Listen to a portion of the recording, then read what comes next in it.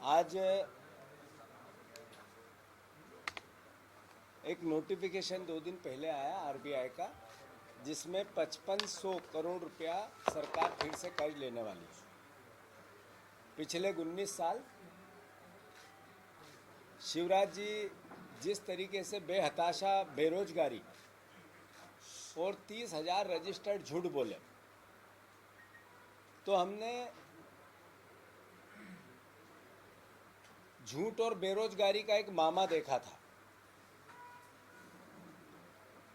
2 महीने से 30 साल में सबसे ज़्यादा क्राइम अपराध अगर कहीं हुए तो मध्य प्रदेश में। और पिछले 1 साल में 28,000 करोड़ रुपया शिवराज जी ने कर्ज लिया था, उनकी सरकार ने लिया था। 2 महीने में 15,000 करोड़ रुपए का कर्जा आदरणीय शिवराज सिंह हमारे आदरणीय मोहन भैया ने ले लिए, मोहन यादव जी ने ले लिए। एक दिमाग में स्वतः आती है बात कि 19 साल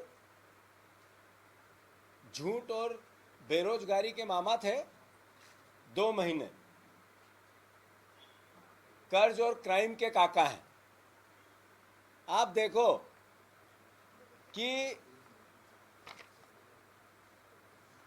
कर्ज की अवधारणा इस सरकार ने किस तरीके से आत्मसात कर ली है।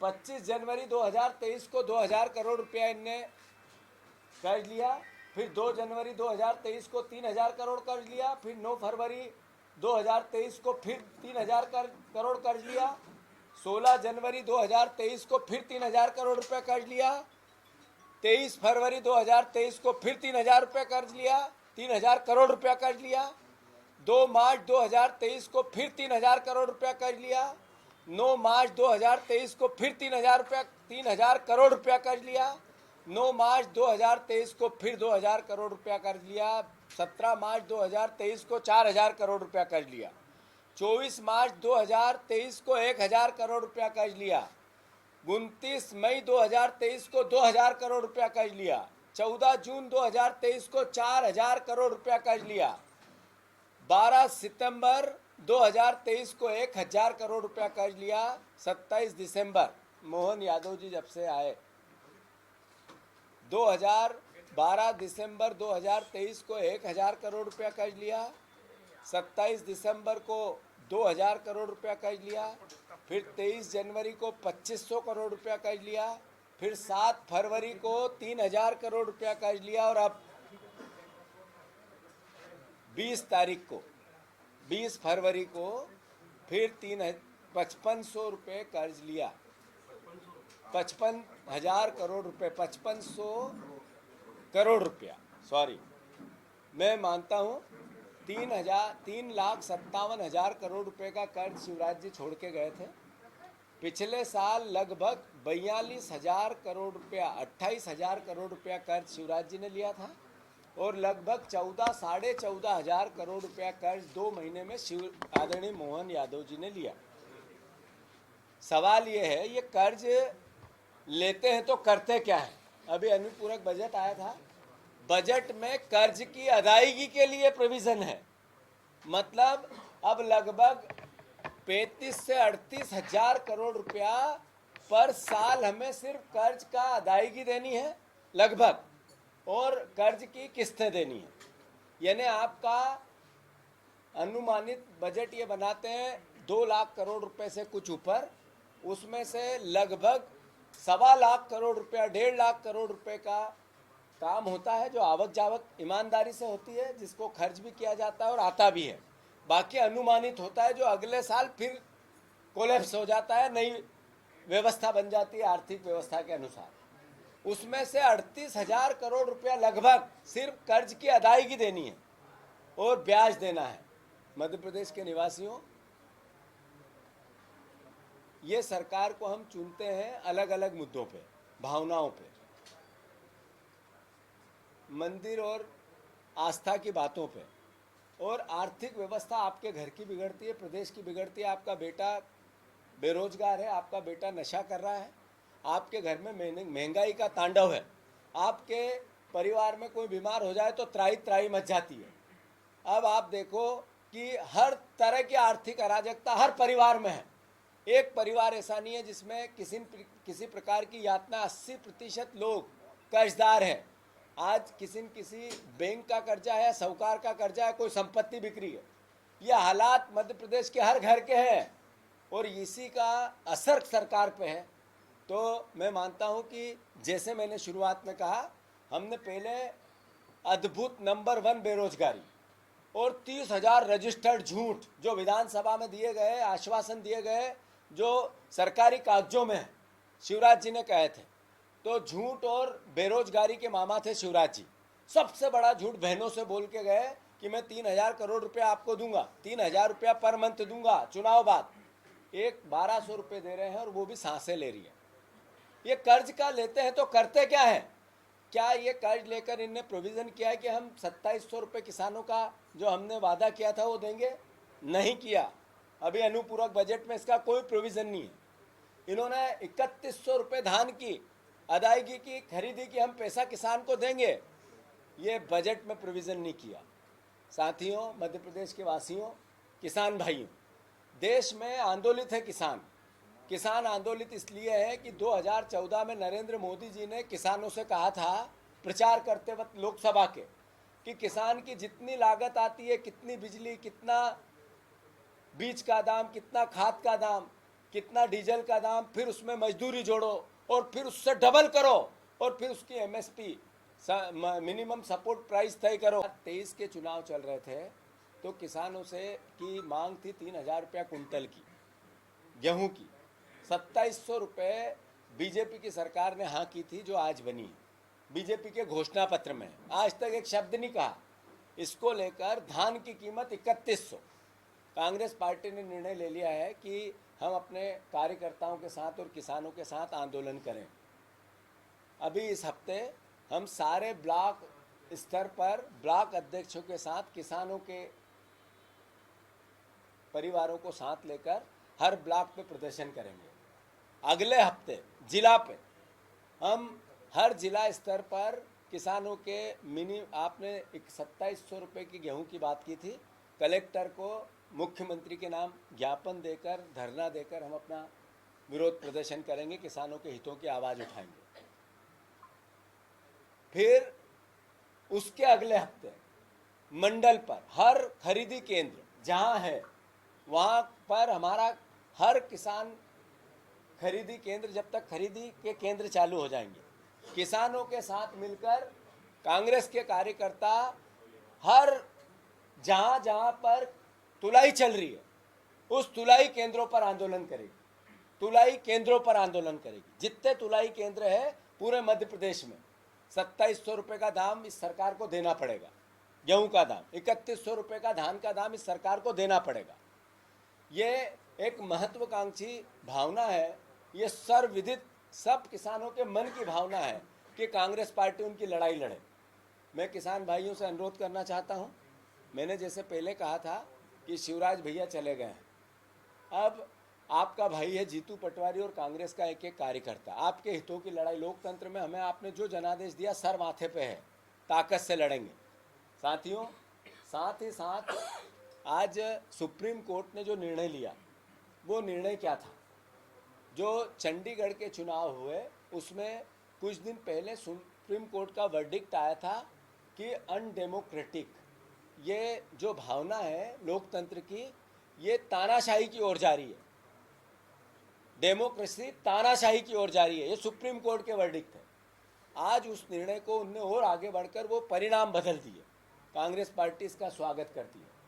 मैं देश के 70% वो लोग जो आज ईवीएम को लेकर शंका में हैं, वो जो ईवीएम की पद्धति, चुनाव प्रणाली को लेकर सवाल उठाते हैं, मैं अनुरोध करना चाहता हूं उन परिवारजनों से, आज समय आ गया है। इस चुनाव प्रणाली के खिलाफ सड़कों पर आकर आम जनता इसकी लड़ाई को लड़े। ये एक मोहर है सुप्रीम कोर्ट की कि नरेंद्र मोदी जी ने नए भारत की बात की थी, न्यू इंडिया की बात की थी। क्या हजारों की तादाद में जनप्रतिनिधि बिक गए, दल बदल कर लिया, सांसद बिक गए, विधायक बिक गए, दल बदल हो गया, और पूरा देश देख रहा है इस बात को। सरकारें गिरा दी गई, पूरा देश देख रहा है इस बात को। जो चुनाव हुए, जो माहौल होता है उसके विपरीत परिणाम निकलते हैं, पूरा देश देख रहा है इस बात को। तो मैं मानता हूं ऐसे में आम जनता की अब जन भावना बनती जा रही है कि ईवीएम के खिलाफ वो 70% लोग जिनके मन में कुशंका है इस बात की कि ये प्रणाली पर विश्वास नहीं होता है, अब वो सड़क पे आए। कांग्रेस पार्टी, मध्य प्रदेश कांग्रेस पार्टी आने वाले समय में जो चुनाव प्रणाली की इस व्यवस्था की भी एक तरह से जो सुप्रीम कोर्ट ने कहा इसका स्वागत करती है, और नरेंद्र मोदी के न्यू इंडिया इस तरह के लोकतांत्रिक व्यवस्था की निंदा करती है।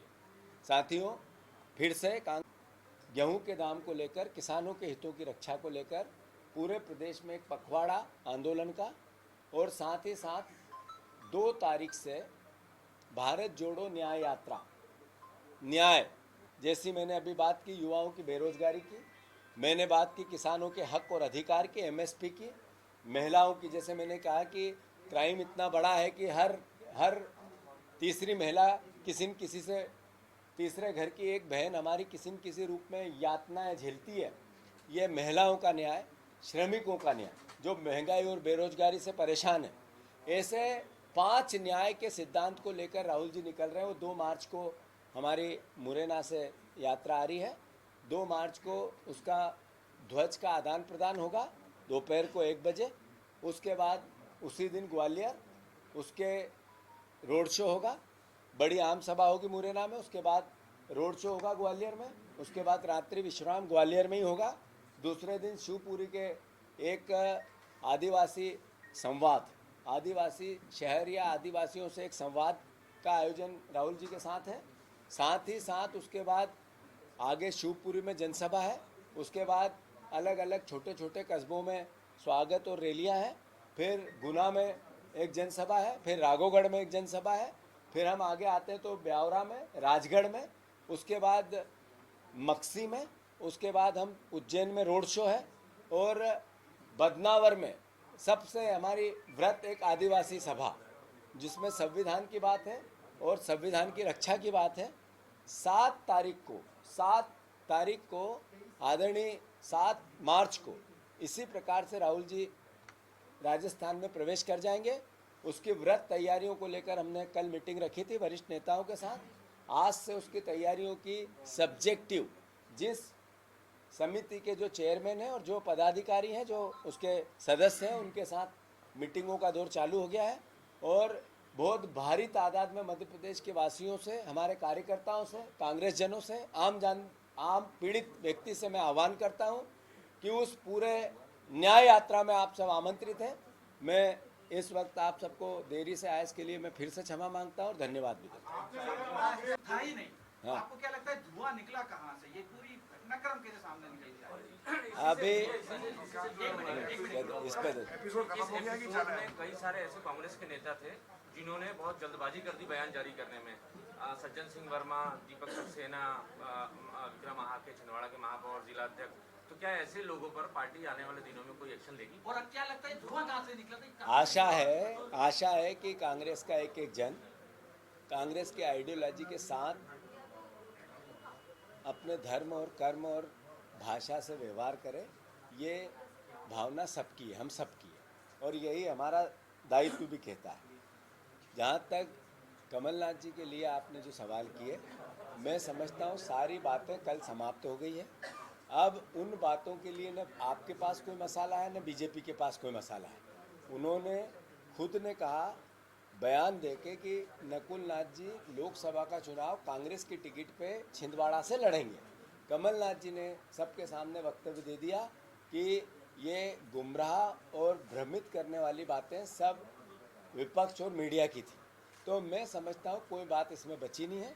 अब नेचुरल है, स्वाभाविक है, जो इनका सवाल था, अनुशासन में कांग्रेस के वर्करों को रहना चाहिए, और जो अनुशासन का भावना है उस पर पार्टी गंभीर है।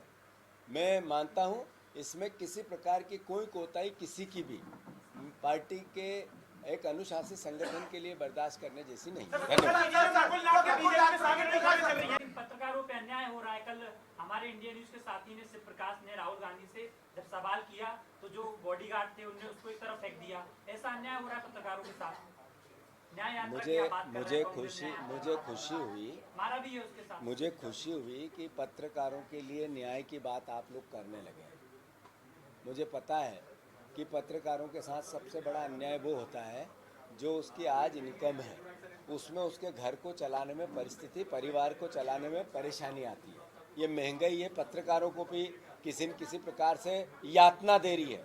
ये एक पूछ के मारा जा रहा है उसको। उसके गार्ड राहुल गांधी के जो यात्रा में सुरक्षा गार्ड लगे हुए हैं वो यादव जाति बता रहा है, उसके बाद उसको मारा जा रहा है। मैंने अनुरोध आपसे ये किया कि आप पत्रकारों की महंगाई की मार पड़ रही है, न्याय की बात हो रही है, कांग्रेस पार्टी कर रही है। पत्रकारों को जिस तरीके से एक जो ईमानदारी से उसका धर्म है उस धर्म को रोका जा रहा है। एक तरह से मीडिया हाउस का पर कब्जा होने लगा है सरकारों का, वो छोटे वाले का राज्य की सरकारों पे और बड़े मीडिया हाउस का देश की सरकारों पे। ये अन्याय है, ये पत्रकारों का जर्नलिज्म के साथ अन्याय है। इसकी चिंता हम सबको करनी चाहिए और हम सब करेंगे।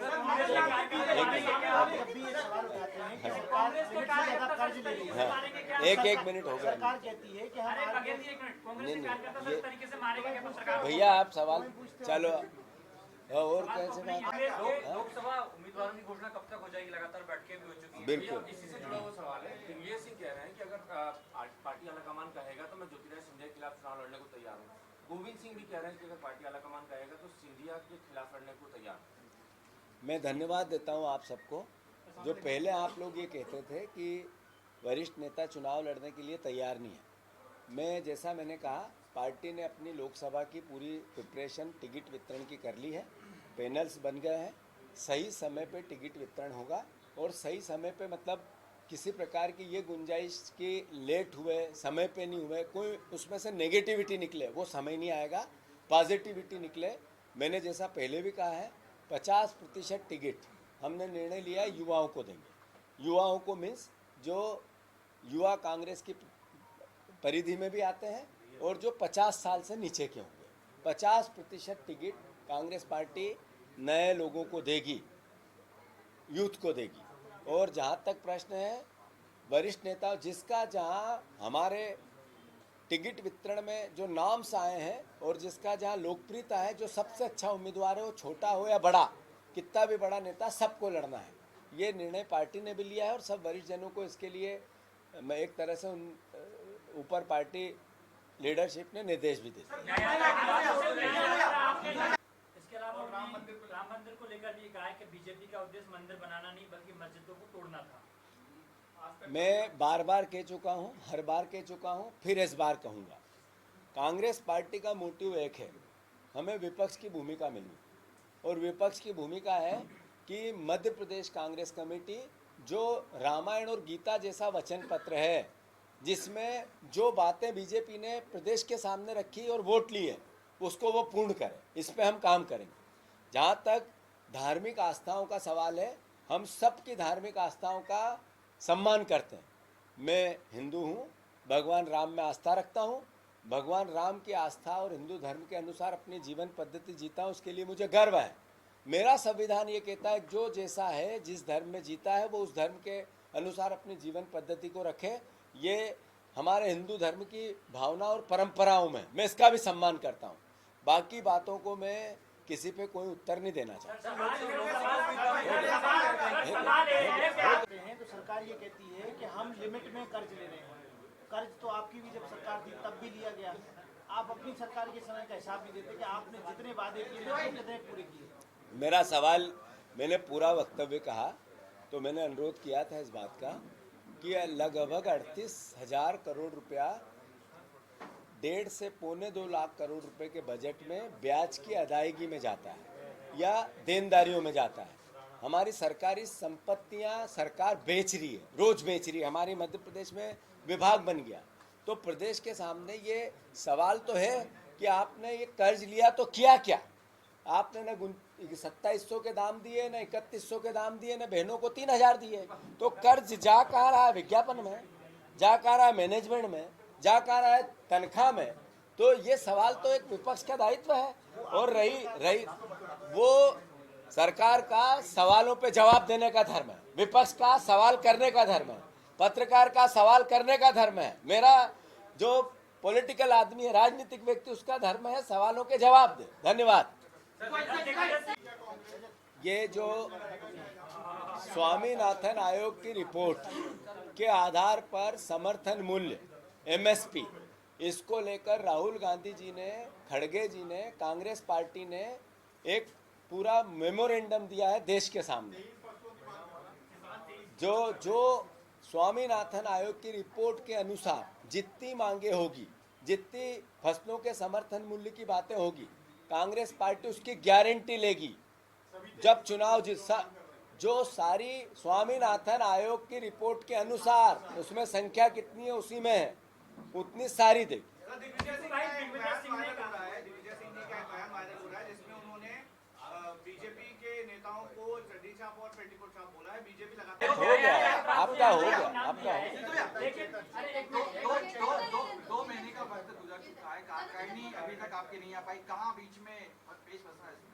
कोई पेच नहीं फंस रहा है।